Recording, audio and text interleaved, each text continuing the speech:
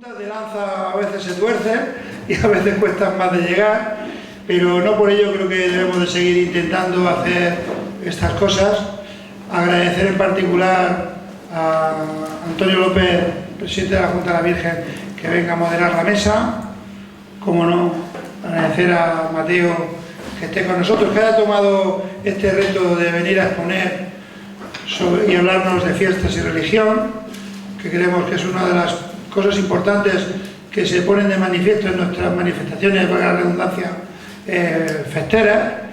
Y nada, sin más, daré la palabra porque yo me toca sentarme en el otro lado. Gracias, buenas noches y doy la palabra a Antonio. Buenas tardes a todos, señora concejala, señora regidora, señor presidente de la Comparsa de Masero, Mateo, por supuesto. Bienvenidos a todos. Es para mí un placer poder compartir con ustedes estas tertulias para hablar de fiestas. Y cómo no, por supuesto, poder compartir la mesa con Mateo, ya que, y lo sabe él, lo sigo en sus publicaciones más o menos habituales. Bueno, a mí me han invitado como moderador. Supongo que al ser conferencias sobre religión y fiestas, estaré aquí más que nada por ser presidente de la Junta de la Virgen. Cargo que, ya que estamos en harina, diré que lo llevo bien a pesar de algunos problemas que van surgiendo, de algún que otro palo en la rueda y de muchas lupas que te miran. No obstante, cada día que pasa estoy más convencido de lo que hago. Es de todos conocidos que la Junta de la Virgen cumple su 175 aniversario. Y la Junta de la Virgen es una asociación sin ánimo de lucro, erigida en el seno de la Iglesia Católica y que tiene personalidad jurídica pública, relacionada directamente con el culto a nuestra patrona, Nuestra Señora María de las Virtudes, y ligada tradicionalmente al consistorio villenense. Una historia que a veces es desconocida y en ocasiones me van a permitir que indague brevemente sobre la historia de la Junta de la Virgen con el Ayuntamiento. Una junta que nace a raíz de la desamortización de Mendizábal, un decreto que hizo abandonar a los agustinos el 22 de agosto de 1835. La ley decía que tenían que haber 12 religiosos y en el santuario simplemente habían 5 frailes. El ayuntamiento entonces se convirtió en patrono del ayuntamiento. Pasados 4 años y viendo que el capellán que había nombrado no daba sus frutos, el 18 de abril de 1839 nombró una delegación mixta, ayuntamiento-ciudad, encargada de promover el culto a la sagrada imagen de nuestra patrona, la administración de sus bienes y el cuidado del santuario. Fue una junta presidida por el alcalde, 2 regidores y casi 20 vecinos. Y ahí se establecía un correcto criterio para el funcionamiento. Una junta que creó el municipio como delegación del ayuntamiento. Esta junta absorbió a otra hermandad que existía anteriormente, los esclavos de esta soberana reina, los esclavos de María. Esta hermandad no dependía directamente del consistorio, pero estaba reconocida. La desaparición de los esclavos de María se produjo en 1873, periodo de la instauración de la Primera República. Alfredo Rojas y Juan Bautista Vilar, en el prólogo de las comedias de Rodrigo Gabaldón, dicen que la hermandad de los esclavos de María debió desaparecer definitivamente en el año 73, en el que un ayuntamiento republicano en pleno sexenio revolucionario acordó incorporarlo a la junta establecida por él mismo. Pasado tiempo, tras muchos altibajos y, claro, muchas cosas buenas y muchas cosas malas por la asociación del ayuntamiento, en 1933, curiosamente, durante la Segunda República, se crea la Asociación de Nuestra Señora María de las Virtudes, que ha llegado hasta hoy como Junta de la Virgen. Una junta que gestiona el patrimonio municipal ligado íntimamente a la Iglesia. Un ayuntamiento que no ha renunciado al patronato del santuario y a su tesoro más preciado, la Sagrada Imagen.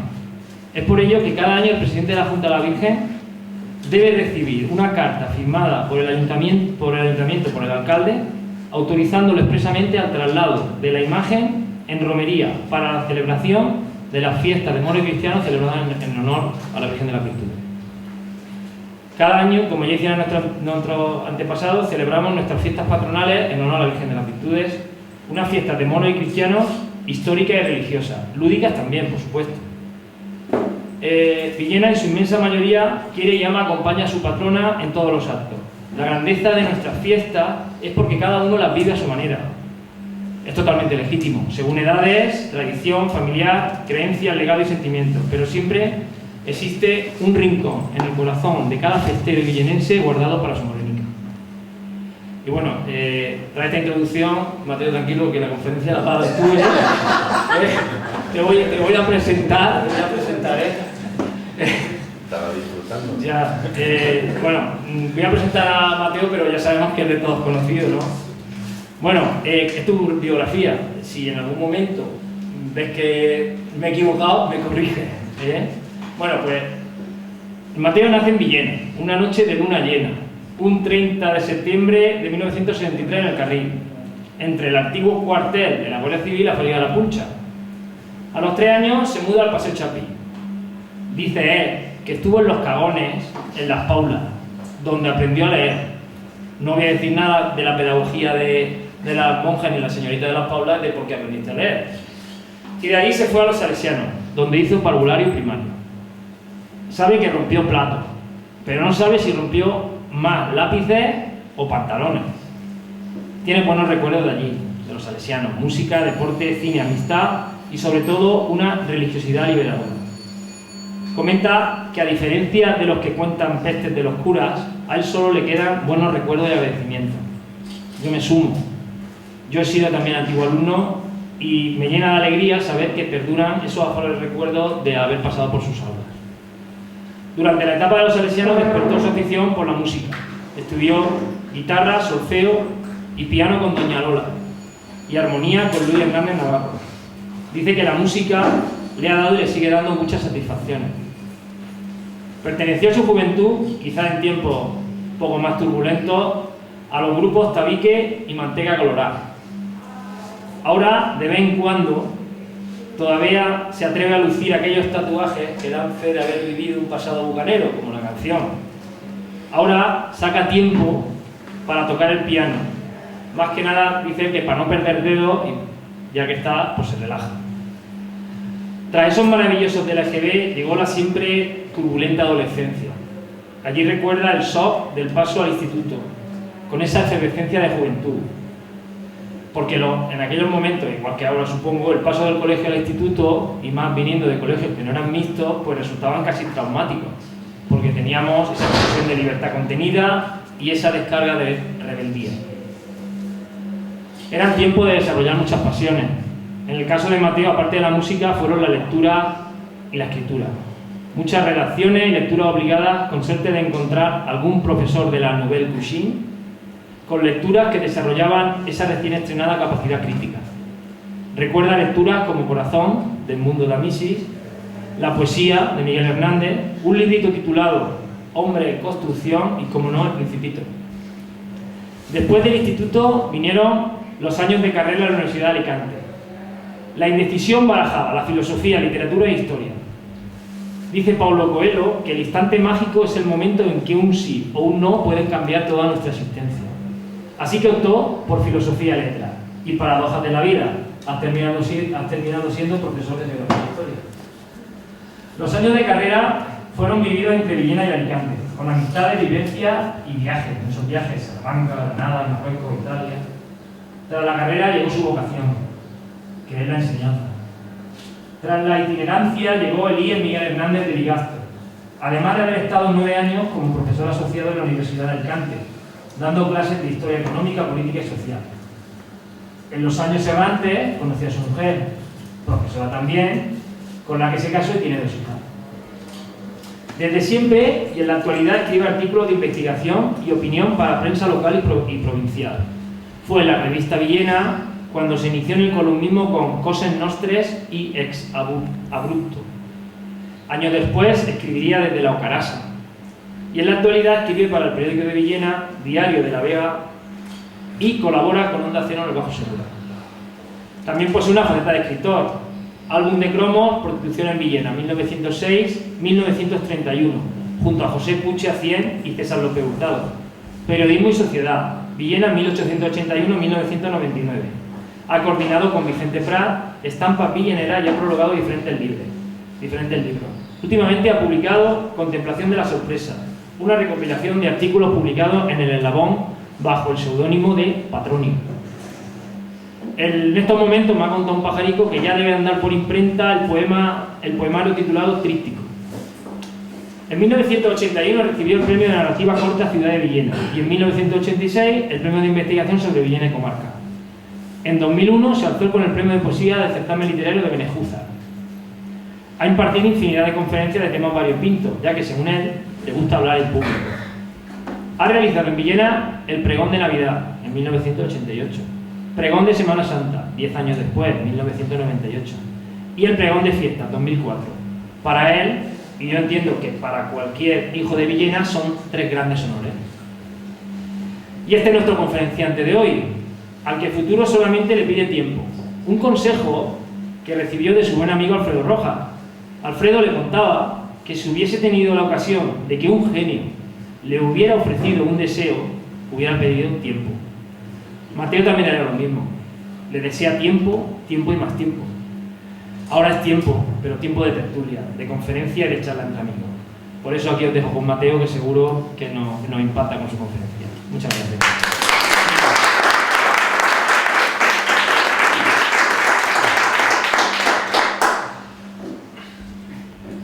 Cura curato.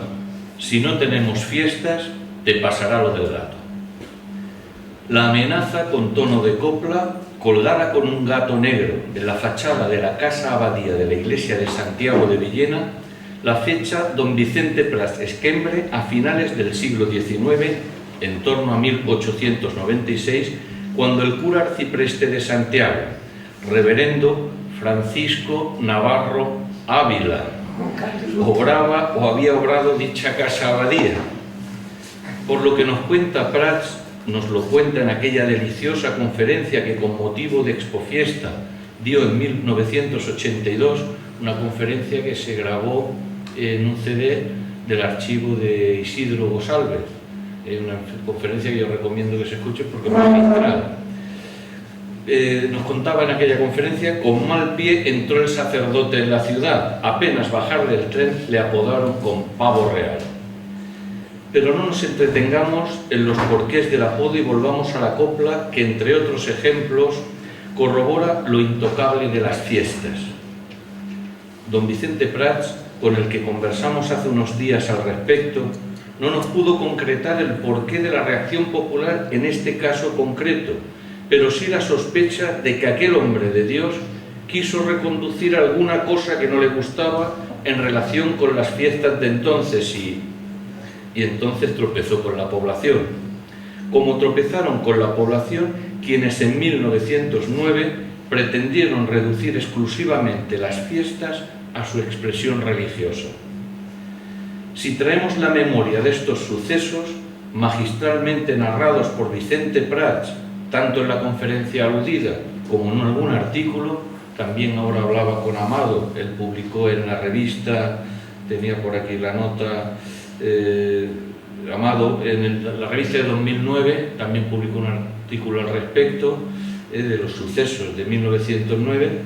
En aquella conferencia con algún artículo, lo publicado también por Amado, es porque demuestran, es interesante porque demuestran que la población villenense, amén de amor a la patrona, también amaba los festejos relacionados con su fiesta patronal.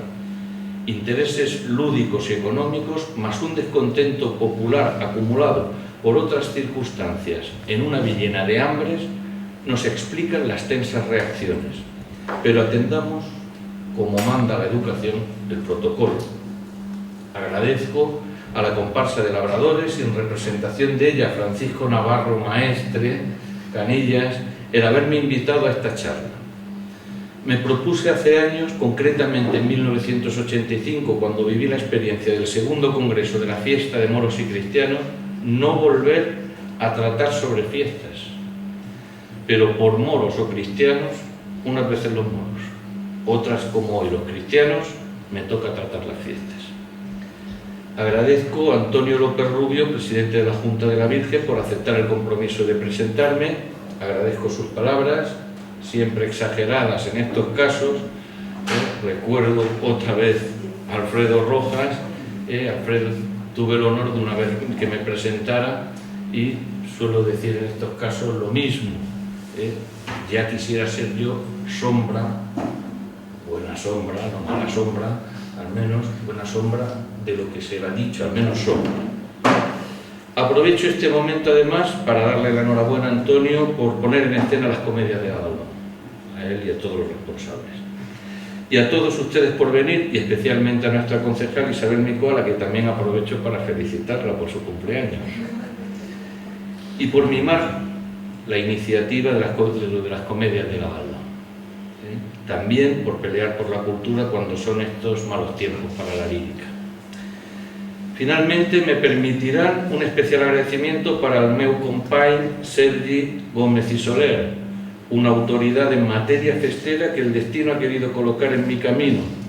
Al poco de invitarme para esta charla, caí en mis manos recién editado el estudio que ha publicado con el catedrático Antonio Ariño Villarroya, un estudio muy recomendable titulado La Festa Mare, les festes en una era postcristiana, un estudio muy interesante porque nos reta a pensar la fiesta en su actualidad y futuro, redactado con lucidez y preciso conocimiento. Benvingut a Villena, moltes gràcies per haver vingut i com coneixes molt bé als villeneros, bé saps que estàs a la teva casa. Benvingut, Sergi. Y bueno, lo primero que tenemos que decir al respecto de religión y fiestas es que es un tema muy estudiado. Monografías y artículos han ocupado de lo que hoy nos ocupa. Por citar lo más próximo conocido, diremos, por ejemplo, que la primera sesión del primer Congreso Nacional de Fiestas de Moros y Cristianos, celebrado en Villena entre el 30 de agosto y el 2 de septiembre de 1974, se abrió precisamente con una ponencia sobre la religión y la fiesta de moros y cristianos a cargo del presbítero Francisco Bañó Silvestre, ponencia seguida con sus correspondientes comunicaciones, entre ellas unas especialmente interesantes para la cuestión de la Mahoma que nos gustaría, acaso en la tertulia, tratar más adelante. Me refiero a la comunicación firmada por los presbíteros Rafael Bonet Camarasa y Ginés Pardo García, titulada La religión y la fiesta, y la firmada por Francisco García Martínez, Paco García, nuestro querido profesor de filosofía y más tarde compañero en el IES Hermanos Amorós, titulada La otra religión de la fiesta.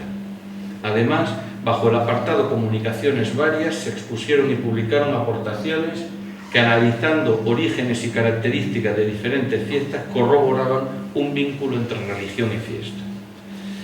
En el segundo Congreso Nacional de la Fiesta de Moros y Cristianos, celebrado en Ontinyent del 12 al 15 de septiembre de 1985, la cuestión religiosa ocupó la tercera sesión de trabajo, arrancando esta con una ponencia del obispo natural de Ontinyent, don Teodoro Úbeda de Gramaje, obispo entonces de Mallorca, titulada Valores espirituales de la fiesta, y las respectivas comunicaciones aportadas por los congresistas.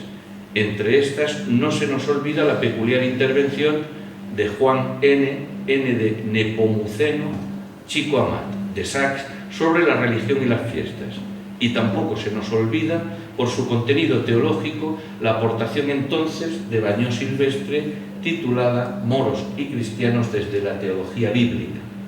También, como en el Congreso de Villena, aunque colocadas en otras sesiones no específicas de religión y fiesta, otras comunicaciones analizaban contenidos religiosos, así la nuestra sobre embajadas y conversiones. Posteriormente a estos congresos se celebraron y publicaron dos simposios sobre la religión en la fiesta de moros y cristianos, el primero en Caravaca de la Cruz, 10 de noviembre de 1996, el segundo en Orihuela, 6 de noviembre de 1999. Ambos con aportaciones diversas, unas con mayor análisis histórico y antropológico, otras más desde un sentir personal, no menos interesantes porque reflejan un aspecto que hoy nos interesa resaltar, puesto que si es verdad que en la fiesta existe una religiosidad compartida y pública, no menos existe en religión mucho sentir personal. Acaba de decir Antonio, y estoy plenamente de acuerdo con él, que las fiestas cada uno las vive como quiere, como las siente. Por ello, a modo de premisa, para entender mis palabras, considero pertinente recalcar que a la hora de analizar fenómenos religiosos, formando parte de lo íntimo del ser humano, ni se puede analizar con frivolidad ni se le debe perder el respeto.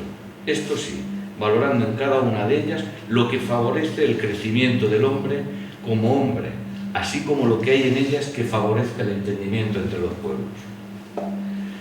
Religión y fiestas, un tema manido, aun deduciendo que solo tengamos que hablar de religión y fiestas de moros y cristianos, porque si tenemos que hablar de religión y fiesta en general, no acabamos. Bien, nuestra convicción. Cuando en 2004, de la mano de Vicenta Tortosa Urrea, siendo alcaldesa de Villena, tuve la suerte y el mucho honor de pregonar las fiestas patronales, manifesté con claridad y altavoz, pregoné, mi percepción de la fiesta. Recuerdo que 2004 fue el año en el que se cambió la romería del día 5 al domingo de Pasacalles. Evidentemente, cuando redactaba el pregón no podía eludir esta circunstancia. Así, en nuestro pregón, pregonábamos, valga la redundancia, reivindicando la raíz de la fiesta. Villeneros, villeneras, vivimos y viviremos tiempos de cambio. Que no se nos vaya la mano en los cambios, que no sean obsesión. De la prudencia al disparate es débil la frontera. Por ello, no olvidemos nunca la raíz. Los árboles que la pierden, por muy pomposa que sea su copa, mueren. Cambiad si queréis los ramajes, mudad si queréis las hojas, pero no tocar las raíces del árbol, porque se nos escapará el sentido. Un árbol puede soportar una mala poda, incluso la agresión de las inclemencias del tiempo, pero nunca el cortarle las raíces. Si sus raíces se mantienen firmes y bien alimentadas, el árbol resistirá. De abandonar la raíz de nuestras fiestas, los trajes podrían ser disfraces y los desfiles, que para tantos son devoción, solo y acaso serían espectáculo, pero no rito. Nuestras fiestas lo son, y siempre lo han sido, en honor a nuestra patrona, la Virgen de las Virtudes. Que nuestra convicción sea esta no tiene por qué perpetuar el sentido de la fiesta. Como nos demuestran en su estudio Ariño y Gómez, Sergi Gómez, las fiestas cambian. Las fiestas han cambiado, las fiestas están cambiando y las fiestas cambiarán, nos guste más o nos guste menos. En 2004, ese año, me curé describiendo lo vivido como un día 5 de septiembre sin entrada. Cuando me preguntaba la gente que qué me había parecido la romería, decía, falta la entrada. Yo lo leía al revés. Pensaba que lo que se había cambiado era la entrada, no la romería. Esto es pensando que lo que se había cambiado no era la romería, sino la entrada. En aquel artículo que escribimos después de aquellas fiestas, curábamos también nuestras heridas, comprendiendo y convenciéndonos al afirmar que los que como Valle Inclán somos tradicionalistas por estética, somos de entrada reacios a los cambios, pero por otro lado, y contra raigambres, los que nos dedicamos a la historia sabemos que cualquier tiempo, con mayor o menor intensidad, en un sentido u otro, nos aparece como un tiempo de cambios. La historia nos muestra un continuo fluir de apósitos y despojos, de retornos y progresiones, nunca de inmovilismo. Es imposible. Que la raíz esté en la devoción a la Virgen de las Virtudes no ha evitado el choque entre lo religioso y lo civil. Así, el objetivo de nuestra conferencia es, por un lado, traerles algunos ejemplos de cómo a lo largo de la historia de las fiestas en nuestra población esa dualidad cívico-religiosa que caracteriza la manifestación festera villenense, como tantas manifestaciones festeras en España, sean o no de moros y cristianos, se ha quebrado o ha estado a punto de quebrarse. Y quizás lo primero sea reconocer que la fragilidad de ese carácter dual se justifica porque los elementos de nuestras fiestas son elementos añadidos a una fiesta religiosa o religiosa popular fundamentada en la romería. Se le suman a lo largo de la historia actos cívicos, en Villena, moros y cristianos, pero podría haber sido otro tipo de manifestaciones de haber triunfado otras tesis, como ya hemos comentado en otras ocasiones. Cuando en mayo de 2006 se nos invitó a participar en el 50º aniversario de la comparsa de Moros Bereberes para hablar sobre publicaciones y fiestas patronales, ya planteamos esta posibilidad diciendo lo que habíamos redactado para la introducción al vaciado de los periódicos publicados en Villena entre 1881 y 1999. En aquella introducción, refiriéndonos a la regeneración de usos y costumbres propuesta en la prensa local a principios del siglo XX, decíamos: relacionado con las fiestas patronales, parte de la intelectualidad local de principios del siglo XX considerará fantochada a los simulacros de moros y cristianos, que se efectuaban entonces como un número más dentro de los actos de las fiestas de la Virgen, generándose un debate pro comparsas y anticomparsas que se dilata en el tiempo. Ricardo García Amorós, por ejemplo, tío de Soler, de don José María Soler, reivindica unas fiestas celebradas con la delicadeza y la cultura que requieren los tiempos actuales, quitando toda causa de disgusto. Y sigue diciendo, suprimiendo la rutina bárbara e insustancial de ciertos festejos y haciendo del programa de todas esas diversiones públicas una magna y solemne ocasión de patentizar con hechos el amor entre todos los hombres. La vena filantrópico-espiritista sale a flote, así como los tópicos contra lo magrebí, cuando, en nombre de los niños, protesta el autor por la morisca costumbre de herir sus oídos con los arcaicos disparos de arcabuz. Hay más argumentos en artículos como Las comparsas de moros y cristianos, publicado en el Único. Aquí Amorós defiende la fiesta de moros y cristianos, alertando sobre Cristóbal Amorós, en réplica a lo propuesto por Ricardo García. El artículo se señala que las comparsas están compuestas por individuos de las clases más humildes. También Navarro, otro autor, Pío Navarro, da unos datos de interés diciendo los elementos más entusiastas de la fiesta. Está de desacuerdo con los moros y cristianos, pero sin embargo reconoce que los elementos más entusiastas que participan en las fiestas son los que forman las comparsas. Había ahí como dice, si bien lo reconoce, esperando la ayuda de estos entusiastas para transformar la fiesta en una fiesta renovada, concursos de carrozas artísticas y cosos blancos o azules donde podríamos admirar las hermosas hijas de esta hermosa tierra, conciertos, certámenes literarios y musicales, verbenas típicas, variadas iluminaciones. En 1961, en el artículo Un inglés en las fiestas, se escribe: lo único que ha echado de menos en unos días en que tanto dinero se derrocha y en que todos tienen para gastar es algún espectáculo extraordinario que eleve el tono de las fiestas, un buen concierto, una compañía de teatro, un ballet.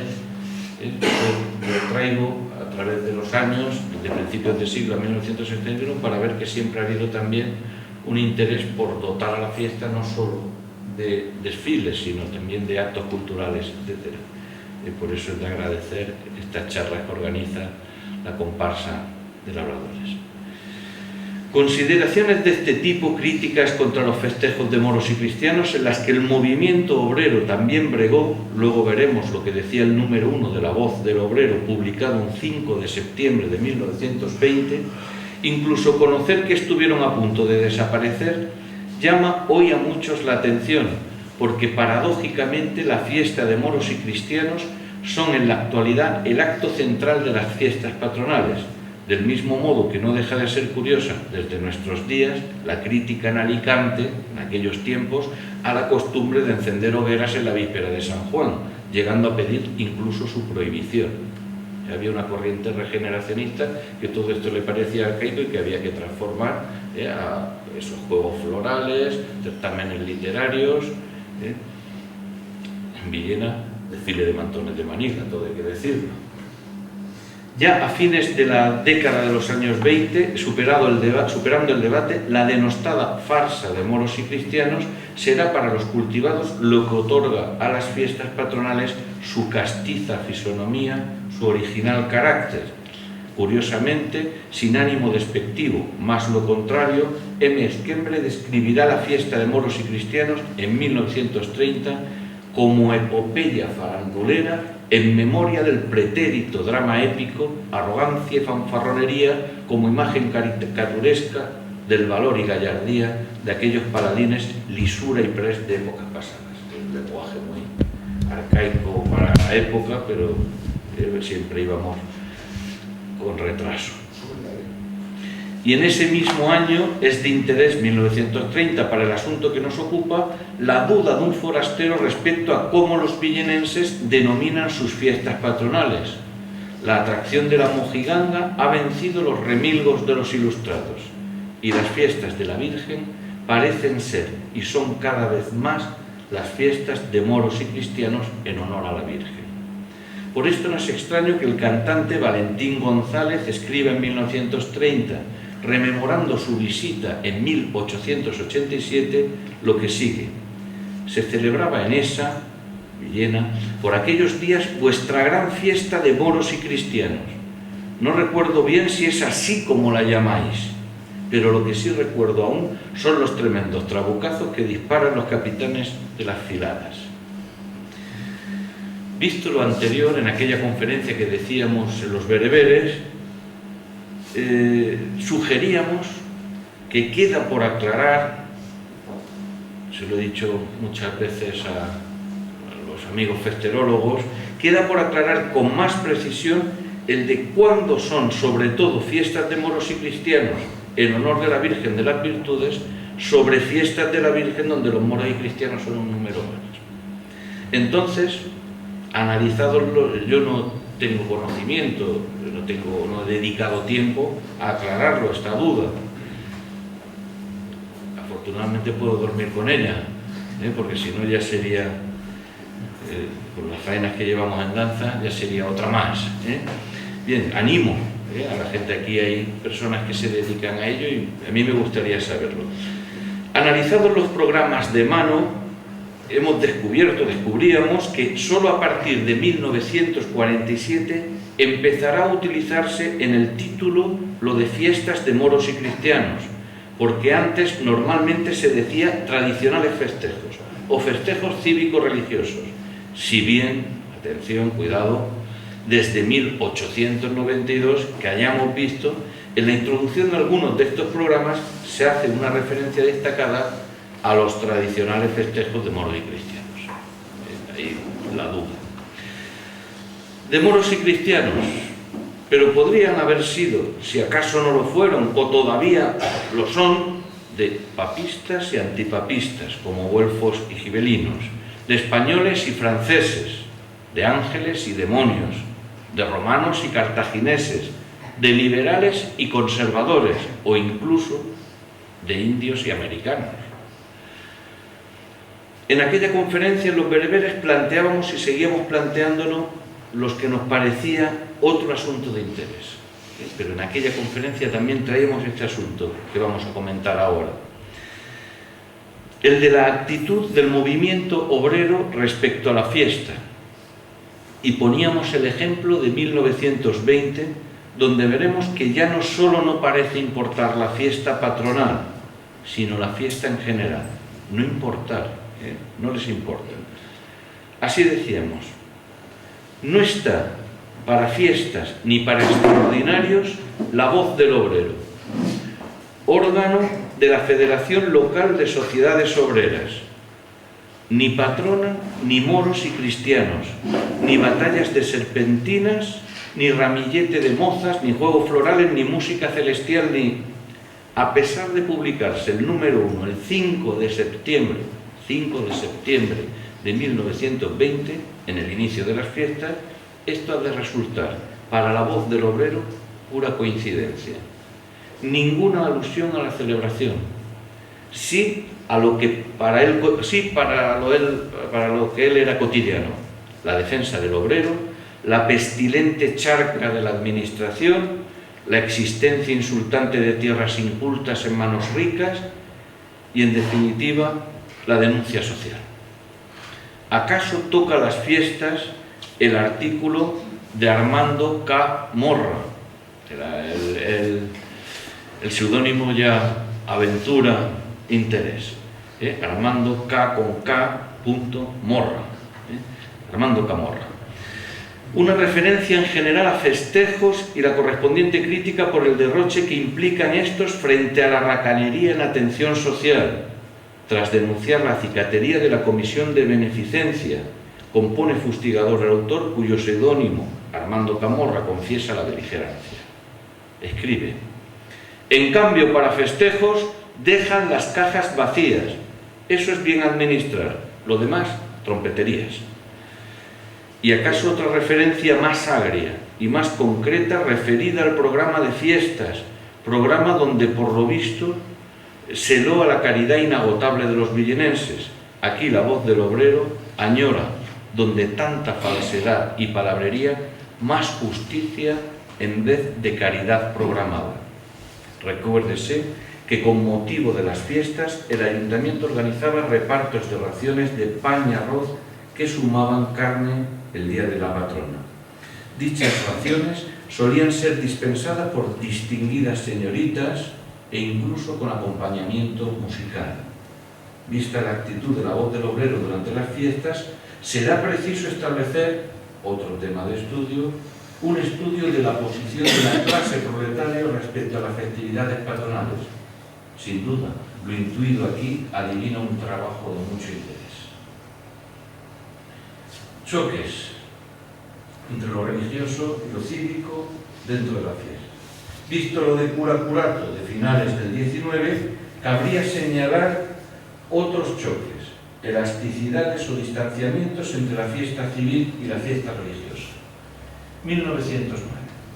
En 1909, con el trasfondo de la Semana Trágica en Barcelona, estrechamente ligada a la guerra en Melilla, el Ayuntamiento de Villena decide reducir las fiestas a los actos exclusivamente religiosos. Como hemos dicho, nos lo contó magistralmente Vicente Prats en aquella conferencia, están también artículos de Prats, lo que hemos aludido de Amado. En aquella conferencia que les recomiendo, también, por ello no entraré en detalles, pero sí comentaré las peculiaridades que me parecen interesantes de aquel suceso. En julio de 1909 no se suprimen las fiestas. Oficialmente, por las circunstancias, el Ayuntamiento decide en sesión de 26 de julio que solo se celebren los actos religiosos, también los repartos de pan. Pero el pueblo, desde diversos intereses, en los que también están los comerciales y otros motivos acumulados para el descontento, la reivindicación de un pozo, las partes altas de la población, conciertos de la banda musical juvenil vienense en el Paseo y no en la Corredera, prohibición de un mitin socialista para el 24 de julio contra la guerra, estaba ahí la Semana Trágica el 26 de julio, Barcelona, instalación de luces en el Calvario, etc. El pueblo protesta con violencia la decisión y apedrea a la comitiva el 5 de septiembre. Aquí una anécdota que también refleja aspectos paradójicos muy propios de la religiosidad popular.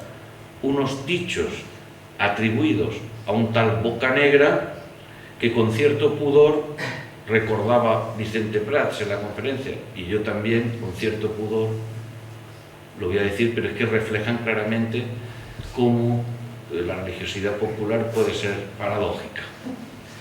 Dicen que Bocanegra, ante la lluvia de piedras, han improvisado el palio porque se han roto los palos del palio con unos garrotes. Dice que Bocanegra dice: me cago en Dios, al que le tire una piedra a la Virgen lo mato. O hay otra versión: me cago en Dios, el que le tire una piedra a la Virgen. Y a esto, refiriéndose concretamente al párroco Azorín, muy querido y muy popular en Villena, le corto los apéndices. Las violencias sucedieron, pero la inteligencia, prudencia y paciencia del responsable de la Guardia Civil, teniente Fulgencio Gómez Carrión, evitará mayores. Entonces el cura Azorín prometerá fiestas y el ayuntamiento las organizará con algunos cambios. Serán el domingo siguiente, la entrada a partir del 12 de septiembre, y se sustituirán las guerrillas y embajadas, para evitar además los disparos, se sustituirán por bailes. Toda supresión de disparos. Otra situación. 1909 hemos visto, 1923, coronación y polémica, que nos lleva a una polémica breve pero intensa a raíz, este año, de la decisión de la comparsa de contrabandistas de donar a la Virgen una luna dorada, y en la misma comparsa, este año pasado también, el artículo de Núria Hurtado Barceló, publicado en la propia revista de los contrabandistas en 2012, desatando un interesante debate en los foros que nos recuerda a los que yo quiero traer de 1923, lo único que aquellos dilataron porque se crearon dos revistas, como ahora veremos, dos semanarios, uno para defender la coronación, otro para estar en contra de ella. Nosotros en contra y la corona en defensa de la coronación. Yo me interesaba el pequeño debate que hubo el año pasado, quiero traerlo aquí, porque son foros, me pregunto, que acaso quisiéramos como cubitos, o acaso, no lo sé, sean puntas de un iceberg que no queremos ver. Pero he traído, por ejemplo, cuando se habla de lo de la luna bañada en oro, pues comentarios de un forista, el seudónimo que se ponen. Hace 10 años hubiese sido una estupidez, hoy es inmoral, escribe Buri. Le retruca José Francisco Avellán, dice: pues a mí me parece una ofrenda muy buena, inmoral, ¿qué pasa? Que no es del agrado del señorito, lo típico de los foros, que estamos viendo que a veces son poco leccionadores, esto hay que decirlo. Deberíamos, si participamos, ser más educativos en estas cosas. Otro seudónimo que aventura una actitud, Juanda por saco. Regalarle oro a un muñeco de madera mientras muchas familias pasan hambre, deja así. Le retruca Paco: a ese muñeco de madera lo acompañarán mañana unos 25.000 vecinos del pueblo, tal. Y luego sí que la gente, si tuviera la entrada, irían más o menos. Lo he seguido así, lo he traído como ejemplo, porque ya digo, o son cubitos o acaso la punta de un iceberg que no queremos ver. Pero hay gente que el tema religioso, que a algunos nos puede parecer fundamental, raíz, puede ya no ser importante o tan importante en la fiesta. Bien, hacía también referencia al artículo de Núria Hurtado Barceló, pero ya si acaso pues luego comentamos. Ya. Como escribimos en la introducción que decíamos al estudio de la prensa en Villena, nosotros estamos en 1923, 1922, 23, había nacido beligerante para contrarrestar la campaña pro corona de la corona, admítase la redundancia, y quizás ambas publicaciones, más que por efectos del nuevo régimen, me refería al régimen que se va a instaurar ya en el 23, de la dictadura de Primo de Rivera, quedaron sin razón de ser, una vez cumplida con éxito para la corona la efeméride fastuosa de la coronación canónica de la Virgen de las Virtudes. La corona se funda con el fin de prestar apoyo a la coronación canónica de Nuestra Señora de las Virtudes en el año 1923. En el párrafo donde se presenta la publicación, presentando el boletín, la revista, dice: en él se os dará cuenta de todo lo que se haga y de todo lo que se proyecte. Se darán a conocer las diferentes comisiones que vayan nombrando, se publicarán las listas de los donantes con las cantidades recibidas, esto era muy normal, es decir, fulanito ha aportado tanto, y se insertarán artículos y poesías de amena y variada literatura para solaz de vuestro espíritu. El alma y artífice de esta publicación fue el sacerdote villenense Gaspar Archén Avellán, quien, además del nombre propio, utiliza varios seudónimos en sus numerosas colaboraciones, tales como Chartres Pagán, el Doctoral de Orihuela, el Vigía del Castillo, Gasarabe, Ignotus, XZ, Zar, Icejo, y Zen, A, Vesta. Son de interés también en esta revista, en esta publicación, los escritos de Tomás Giner Galvis, sobre todo los de temas de carácter religioso, de Salvador Avellán García, sacerdote y tío de Gaspar Archén. Cuando me preguntaba cuándo las fiestas de la Virgen pasan a ser fiestas de moros y cristianos en honor, yo creo, la sospecha que tengo, es que Gaspar Archen está ahí. Ve en las fiestas una posibilidad, en la fiesta de moros y cristianos, una posibilidad de potenciar ese culto. En el contenido de la corona predomina claramente todo cuanto se refiere a la coronación de la Virgen del año 1923 y aspectos relativos al evento, como dar a conocer las alhajas recogidas para la corona de la Virgen, la publicación del nombre de las personas y cantidades recaudadas para el mismo fin, o de las actas de las reuniones llevadas a cabo por las juntas de señoras y caballeros, organizadoras de la coronación canónica. También destacan artículos sobre el dolor de la Virgen por Cristo crucificado, etc., de contenido religioso. Y en respuesta a la corona, nosotros. Este periódico se muestra desde el primer momento contrario al proyecto de dotar a la patrona de Villena con un manto y una corona de oro. Es más, fue fundado para contrarrestar, como hemos dicho, la campaña de apoyo y coordinación al mencionado proyecto. La corona, boletín dinamizador del evento, con el que mantuvo con la corona mantendrá fuertes discrepancias. Los títulos de ciertos artículos lo dicen todo.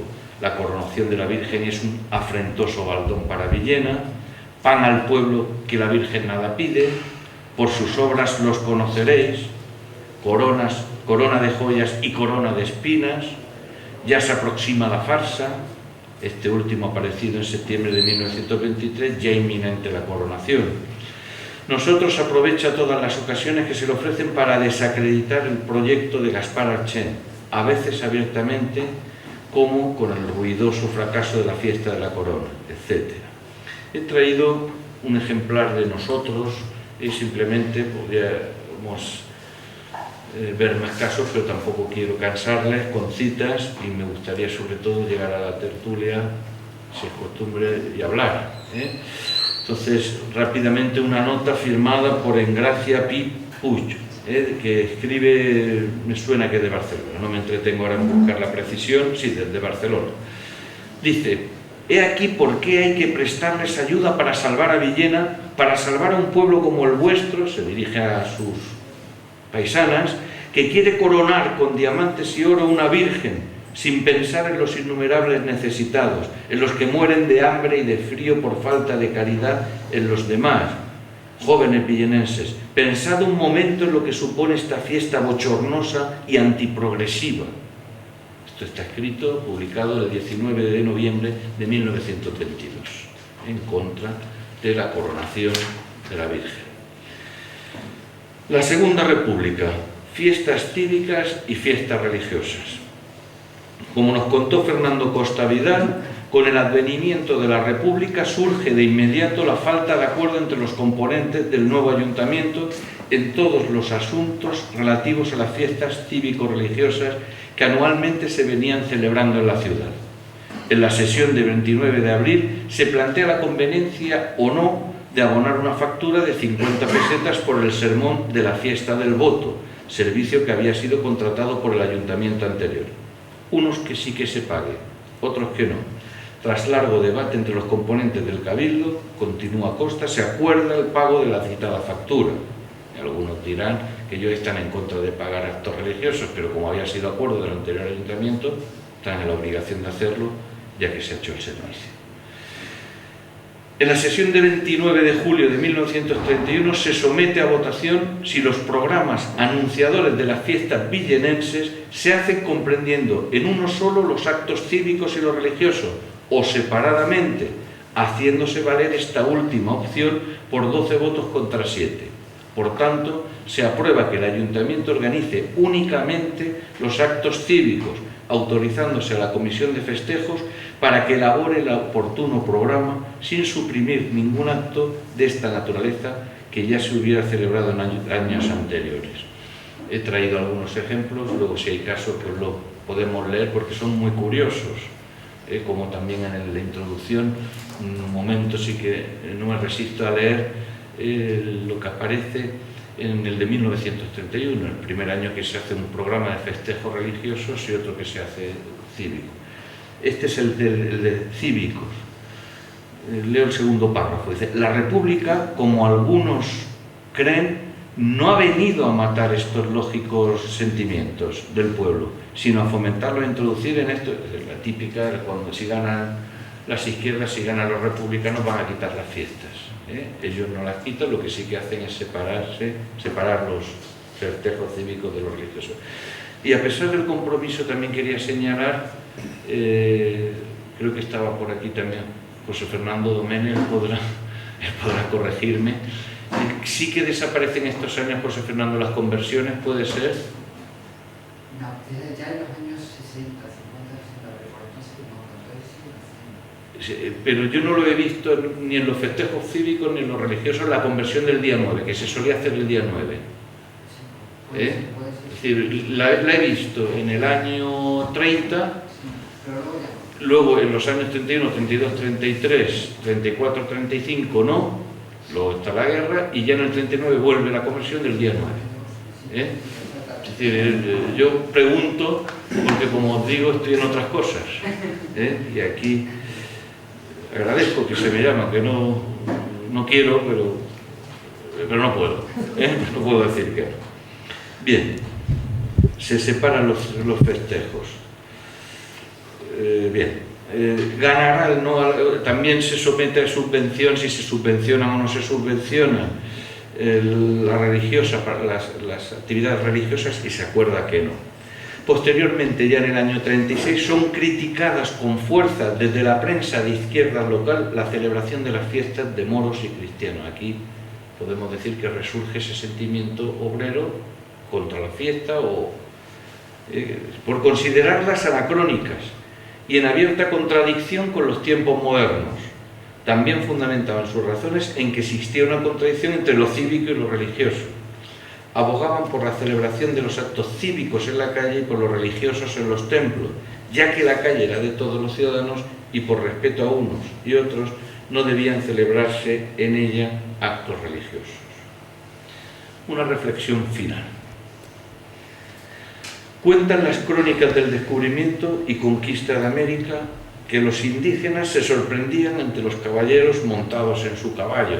Hay que imaginar, pensando en las armaduras, tanto del caballero como del caballo. Los indígenas, cuentan las crónicas del descubrimiento, que no conocían al caballo, pensaban que era un animal aquello que había llegado, que era capaz de dividirse y mantener cada una de las partes vida independiente, por separado. Veían al caballero y al caballo, pero luego veían que eso se desmontaba y seguían teniendo vida independiente. ¿Cómo contemplamos nosotros la fiesta? Un todo, y nos sorprende la división, la separación entre lo civil y religioso, o una suma de actos que pueden ser transformados o incluso eliminados. Y luego, dentro del debate en torno a la religión, hay desde nuestro punto de vista algo más profundo, algo de esto que he aprendido en el libro de Ariño y de mi compañero Sergio Gómez y Soler. De pervivir la religiosidad, ¿será solo por la parafernalia? Como aquello que decía, no, me caso por la iglesia porque es más bonito. Preguntas para el presente, preguntas para el futuro. Muchas gracias.